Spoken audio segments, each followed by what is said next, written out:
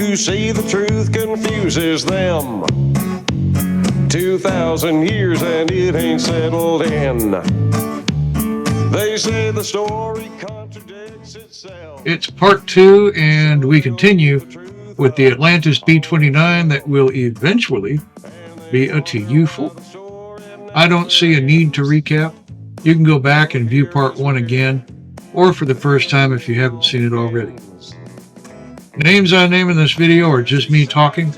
At the time I made this, I have no sponsors. It's been a pretty easy go of things so far. I did find a fit issue with the trailing edge of the starboard wing. Nothing that a little glue and pressure won't fix. I'll show you what I did when we get there. Although, there is another option. Instead of going the long, drawn-out process of you watching the video, perhaps you could just place your hand on the screen, and my years of experience and knowledge will flow directly to you. No? Maybe you're just not standing close enough to the screen. Try to pick it up by osmosis. No? Well, I guess you're just going to have to watch the video. You know, if it wasn't for Atlantis, I'm not sure I'd be buying any new models these days. I can't afford them. When I do buy, it's usually used. Stuff that I grew up with, things I can find cheaper. There are exceptions, but for the most part, I can't afford a $100 plus kit, let alone making my average $40 or $50. And even if I could, I choose not to. I mean, maybe you can and will, but for old guys like me, it's not going to happen. You can say everything's going up. Well, my paycheck sure hasn't. Some people may think it's a myth, but inflation-wise, plastic models really have gone up a whole lot more than other things around them. And I don't need reasons to know. I can afford what I can afford, and I won't afford what I don't want to. This here is that spot I told you about on the wing. I'm thinking it probably happened when it came out of the mold. Not a big problem. Those pins are like duct tape and WD-40. A must-have around the house. Depending, you might want to use tape. I've got plenty of rubber bands, different sized clamps around the house, particularly plastic because they don't leave a mark. Right now, it is definitely clothespin time. I can even make a stand with them so the wing dries in the position I would like. There's 3 sides to every story, yes indeed.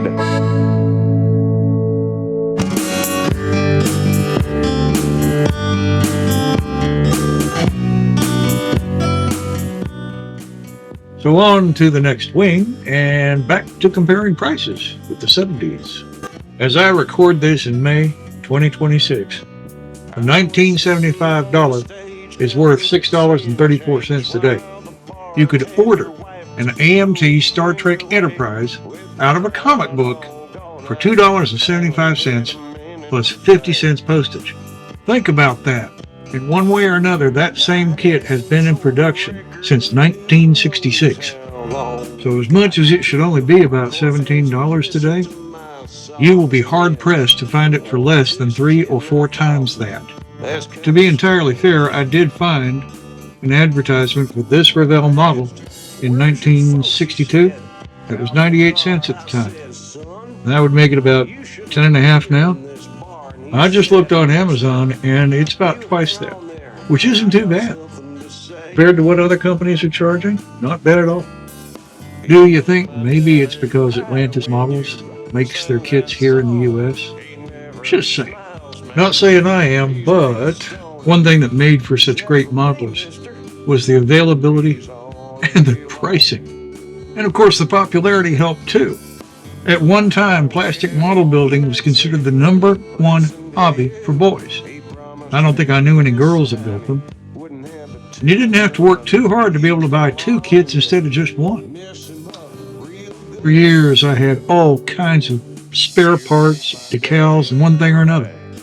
Kits would come with different versions available, and what you didn't use went in that box. It's amazing how many places sold plastic models. A huge grocery store that we went to had plastic models. I distinctly remember the monogram model's white box 18-figure infantry set in 135th at a thrifty drugstore. That monogram armor series was special.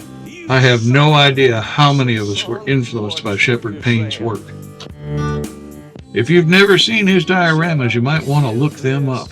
Even now, they are in a league of their own. Payne was doing things a lot of us hadn't even thought of. He sure set a bar that I'd like to reach. Lots of model kits, lots of building, lots of tries. And I know I'm no Shep Payne, but I think I do moderately well.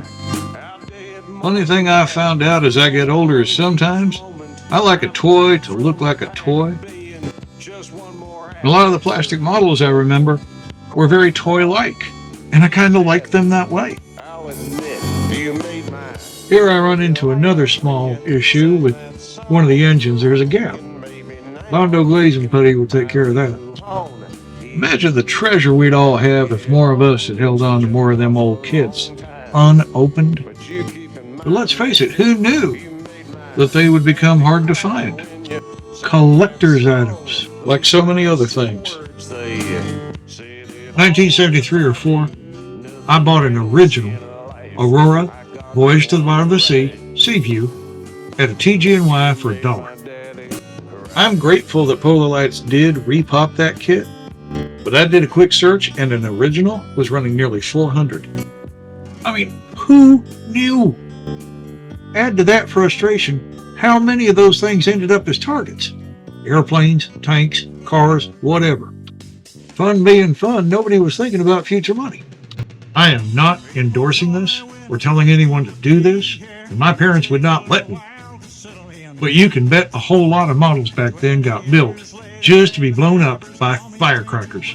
Them and Tonka trucks, which fared far better than the models did.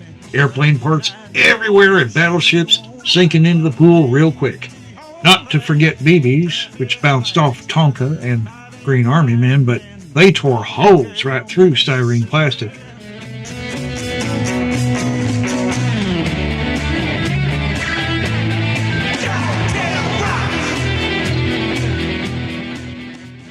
Again, I don't know if I've actually built this before. Maybe I did, maybe I didn't. Still, I wasn't quite sure how the pilots and the seats went into the fuselage. So dry fit, read the instructions, and figure it out. This handy-dandy little mixer thing came from Amazon, and I am very pleased with it. It will mix most paints that I throw at it, different sizes. It'll even work with a spray can. I don't remember it being very expensive. In fact, I got two, one for me, one for my son. As you can see, it's working just fine on one of the newer style paint bottles. I've used a lot of different paints for miniatures for a very long time. But I'll tell you what, Army Painter come along and that is some good stuff. I mean, yes, I had to clean out the tip here, but that's probably not their fault.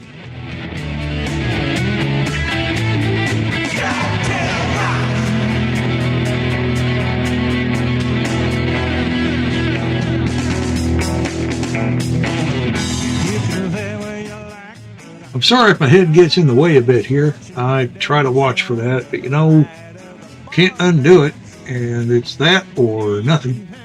I like a nice assortment of fine brushes. On the other hand, I get them cheap. Hobby Lobby, Amazon. You know, I can't invest in super expensive things like my smartphone or my tablet. If I go out someplace and it gets stolen, and getting stolen hurts, that's too much. Somebody stole my iPhone, don't like Apple to begin with, that's a whole different story, while standing in a Walmart line at the register.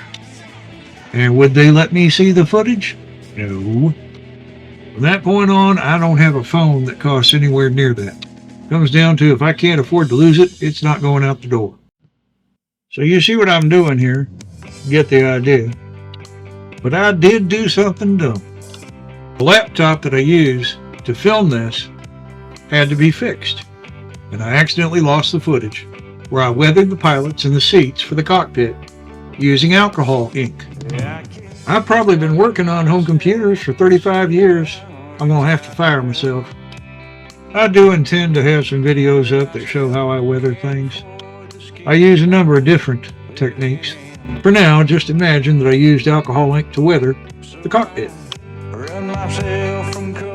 Army painter varnish is a little pricey, but it's good stuff. I actually lost a vintage train engine that I was weathering to an inferior brand. It did a grainy effect on the finish. It ruined it.